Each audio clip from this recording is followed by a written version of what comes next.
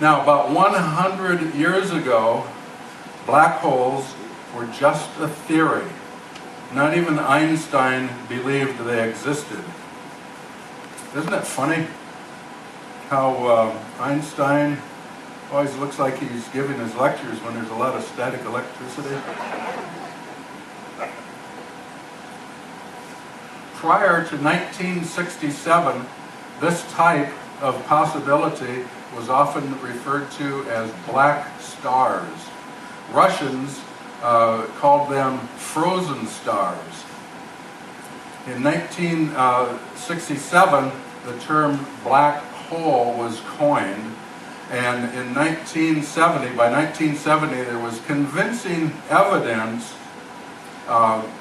Notice I didn't say proof. There was convincing evidence of black holes, but nobody has yet to offer any proof. Now again, NASA has discovered the evidence of black holes, but no proof. Nobody has proven, beyond a shadow of a doubt, that there are black holes.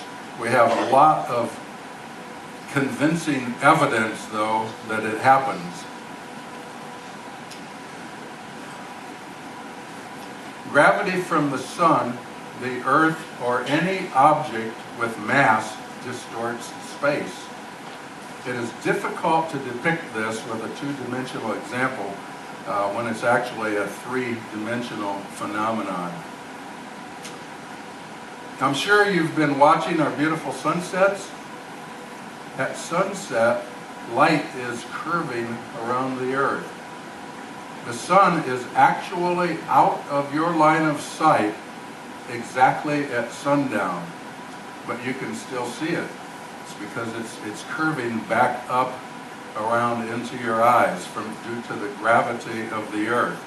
So, right at the instant you see the sun go down, it has already been down. Also, when you first see the sun in the morning, it is actually still just below the horizon.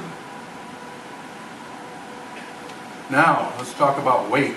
Of course, on Earth, you weigh what you weigh. Personally, I think all scales are about 10 pounds off. It just seems that way. So, let's see how much this 150-pound person would weigh on the moon. On the moon, they would weigh 25 pounds. Let's see how much you would weigh on Jupiter. On Jupiter, you'd weigh 350 pounds. Let's see how much you'd weigh on the sun. You would weigh 4,000 pounds. Now the big one. How much would you weigh near a black hole? Not just, not in one, but just near a black hole. Near a black hole, you would weigh over 20 trillion pounds. It'd be tough jogging at that point. Now let's talk about our Milky Way galaxy. The word galaxy comes from Greek meaning Milky Circle or Milky Way. It is 100,000 light years across. The other day I think I made a mistake. I said it was 1,000 light years across. That was error. It's 100,000 light years across, and it's about 2,000 light years thick. Of the 200 billion stars, 22 billion are similar to our sun. Currently, only about 100,000 are massive enough to be candidates for future black holes. How many people like Orion cookies? Orion. The number of cookies the company has made over the course of their beginning, you could place one Oreo cookie on every star in our galaxy. And you'd have enough left over to put one on every star in the Andromeda galaxy. That's over 400 billion Oreos they've produced. Now, there is good evidence that our Milky Way has a black hole that is 2 or 3 million times the mass of our sun. Keep that in mind. 2 or 3 million times the mass of our sun, and I will explain a little later how that happens.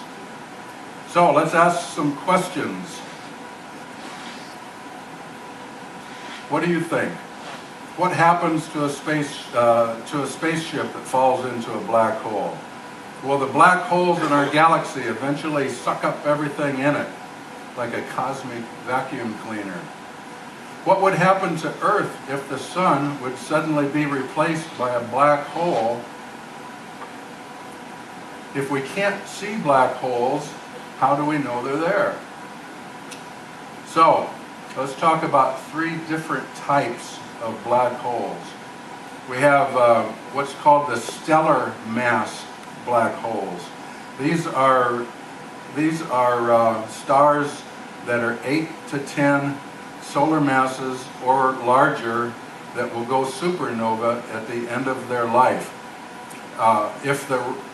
When they go supernova, I talked about supernovas the other day. When one of those stars goes supernovas, the stuff that's left are neutrons. If those neutrons, the mass of those neutrons, weigh 3 times as much as all the mass that's in our sun, so you put the sun on a scale here, and you put a neutron star that weighs 3 times as much as our sun at that point, with all of its atmosphere blown away, that will turn into a black hole. We have supermassive black holes with millions to billions of times the mass of our sun. Now, I said earlier, we have a massive black hole that it's about 2 million times the size of our sun in the center. So, the largest star can only be about 150 to 200 times the mass of our sun. And eventually, those sizes will turn into black holes. However,